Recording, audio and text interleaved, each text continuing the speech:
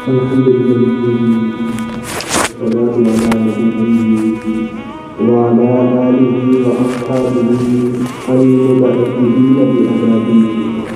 أما بعد، أعوذ بالله من الشيطان الرجيم. بسم الله الرحمن الرحيم. وأحسن كما أحسن الله إليك. صدق الله العظيم. إن الله وملائكته يصلون على النبي يا أيها الذين آمنوا صلوا عليه وسلموا تسليما. الصلاة والسلام عليك يا رسول الله وعلى آلك وأصحابك يا حبيب الله. الصلاة والسلام عليك يا رحمة للعالمين وعلى آلك وأصحابك يا خاتم النبيين.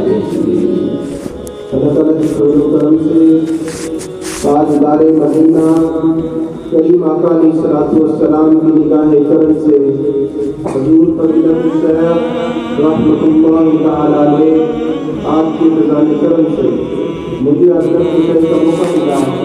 دعا ہے کہ اللہ کریم جانبین کو اللہ اس پر عمل کی توفیق عطا فرمائے. اللہ رب العزت نے قرآن مجید میں ارشاد فرمایا وَأَحْسِنْ، اور احسان کیا کرو کما احسن اللہ الیک، کہ جس طرح تمہارے اوپر اللہ نے احسان کیا. معزز حاضرین، احسان کرنا کوئی معمولی بات نہیں ہے، بلکہ احسان انسان کے حسن کردار کی نشانی ہے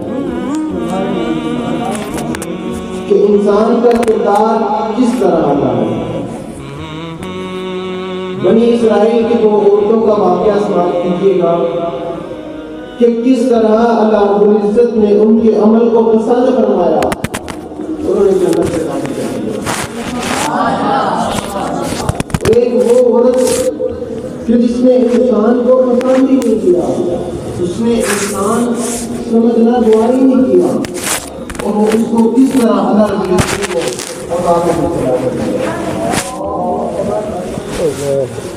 حضرت ابو ہریرہ رضی اللہ تعالیٰ عنہ سے روایت ہے، فرماتے ہیں کہ کریم آقا علیہ الصلوۃ والسلام نے ارشاد فرمایا کہ بنی اسرائیل کی ایک فاحشہ عورت جو اپنے کام سے گزر رہی تھی، اس نے رستے میں ایک پیاسے کتے کو دیکھا. اس نے پانی نکالا، کنویں سے کتے کو پانی پلا دیا. کریم آقا علیہ الصلوۃ والسلام فرماتے ہیں کہ محض اللہ نے اس باقی کی وجہ سے اس عورت کو بخش دیا. سبحان اللہ.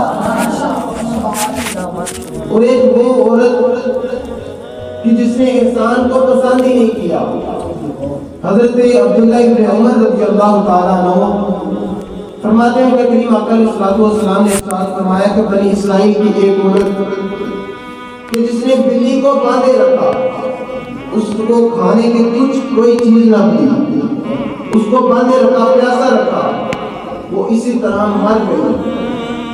کریم آقا علیہ الصلوۃ والسلام فرماتے ہیں کہ اللہ رب العزت نے محض اس واقعے کی وجہ سے اس کو ہمیں یہ 2 واقعات سیکھتے ہیں. ہمیں اس واقعہ سے سیکھنا چاہیے کہ کس طرح احسان کرتے ہیں اور کس طرح احسان کو ناپسند کرتے ہیں.